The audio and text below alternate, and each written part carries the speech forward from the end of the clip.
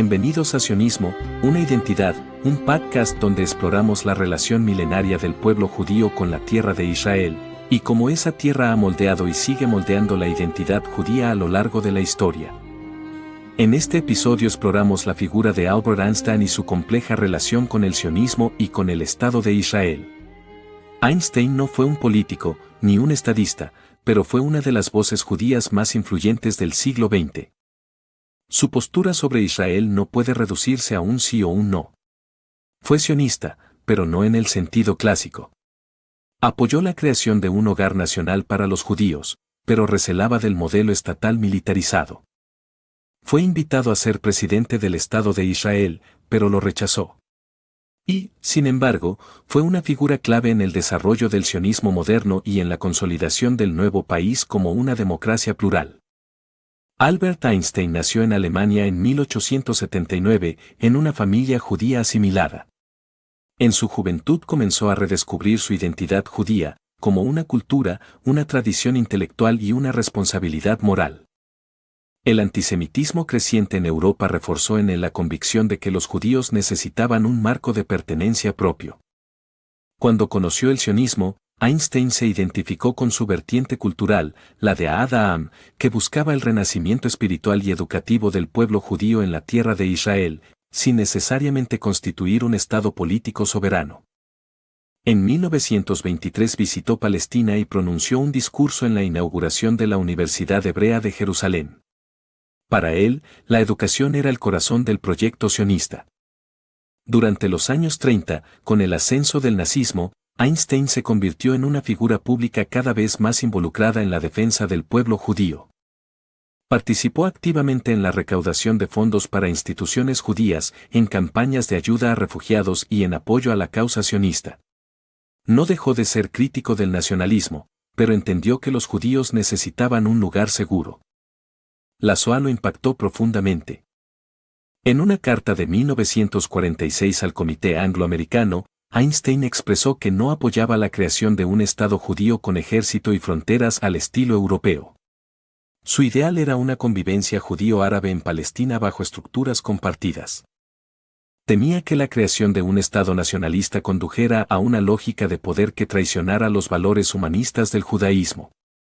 Pero tampoco negó la necesidad de un hogar nacional. De hecho, apoyaba la inmigración masiva de judíos a Palestina y la autonomía judía en ese territorio.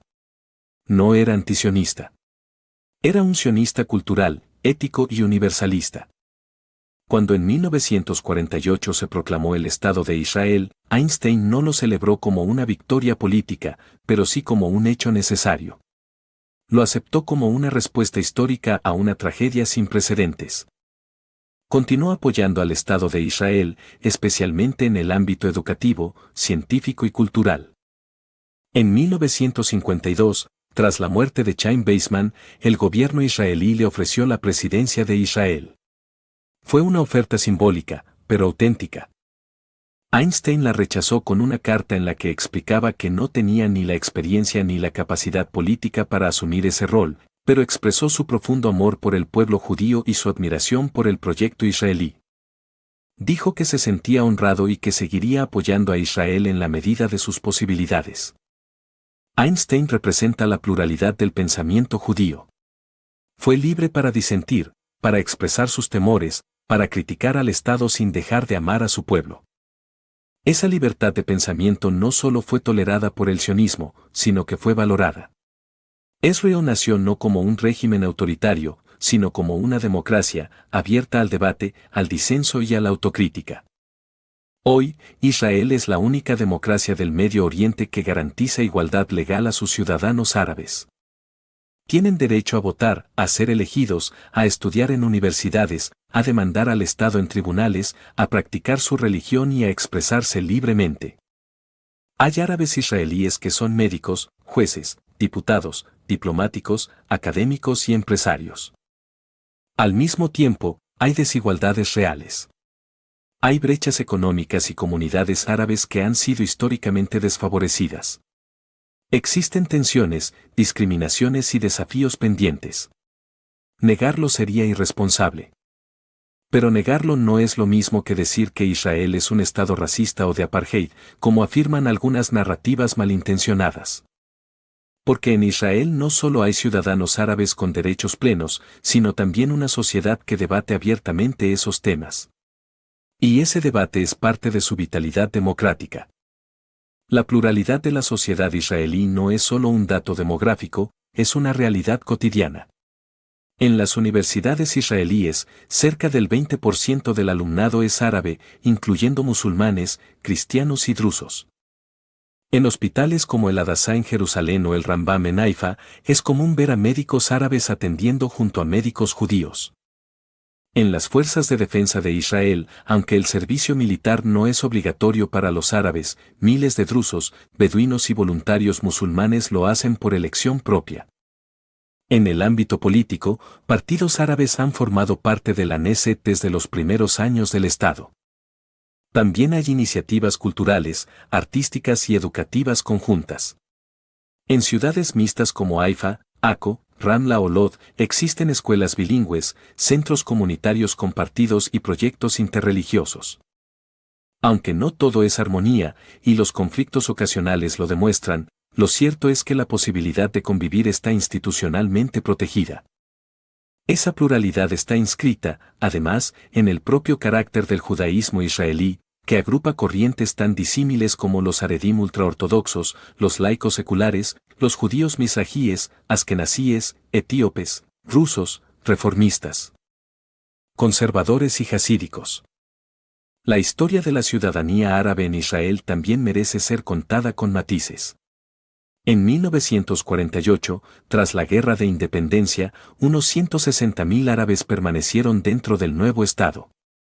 Se les otorgó ciudadanía israelí, pero durante los primeros años vivieron bajo administración militar.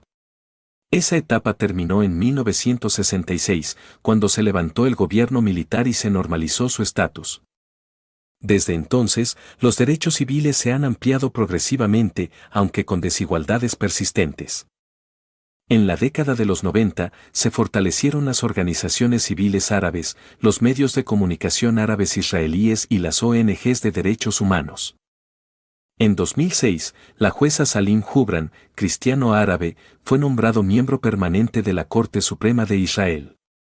En 2023, el Dr. Taufik Nasser fue nombrado director general del Hospital EMMS en Nazaret, el más grande del norte de Israel. En 2021, una mujer árabe israelí, Iman Khatib Yassin, fue elegida diputada en la Knesset por un partido islámico. Es religiosa, feminista y ciudadana plena.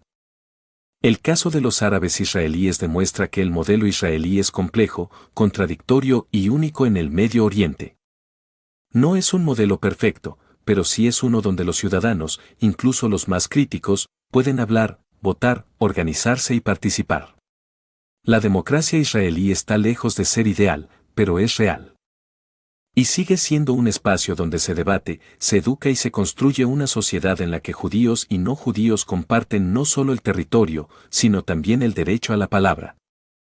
Einstein, que tanto valoraba la libertad de conciencia y la justicia, seguramente vería con espíritu crítico muchos aspectos de la realidad israelí. Pero también reconocería en su pluralismo, en su vitalidad democrática y en su apertura al debate, una continuidad de esos valores que él consideraba inherentes al judaísmo. La libertad de disentir, de opinar, de soñar en voz alta, sigue viva en Israel. Y ese, quizás, es el mejor homenaje a su legado. Einstein alguna vez dijo que el mundo que queremos no se construye con fuerza, sino con visión. Su visión no era la de un Estado perfecto, sino la de un pueblo que nunca deja de hacerse preguntas. Israel, con sus luces y sombras, encarna esa lucha por construir un lugar donde el pasado, la identidad y la justicia puedan dialogar. No hay dogmas inmutables, sino un pueblo en constante construcción, que a pesar de las guerras, las diferencias y los desafíos, sigue comprometido con la vida, la educación, la ética y la memoria. Sionismo no es solo volver a una tierra, sino también volver a uno mismo. A una historia que se interrumpe, se reinventa y se renueva. Einstein no fue un político, pero fue un profeta laico. No construyó muros ni ejércitos, pero sí ideas. Y las ideas, cuando nacen del compromiso con la verdad, terminan dejando raíces más hondas que las piedras. Gracias por acompañarnos en este episodio de Sionismo, una identidad. Nos encontramos en el próximo capítulo.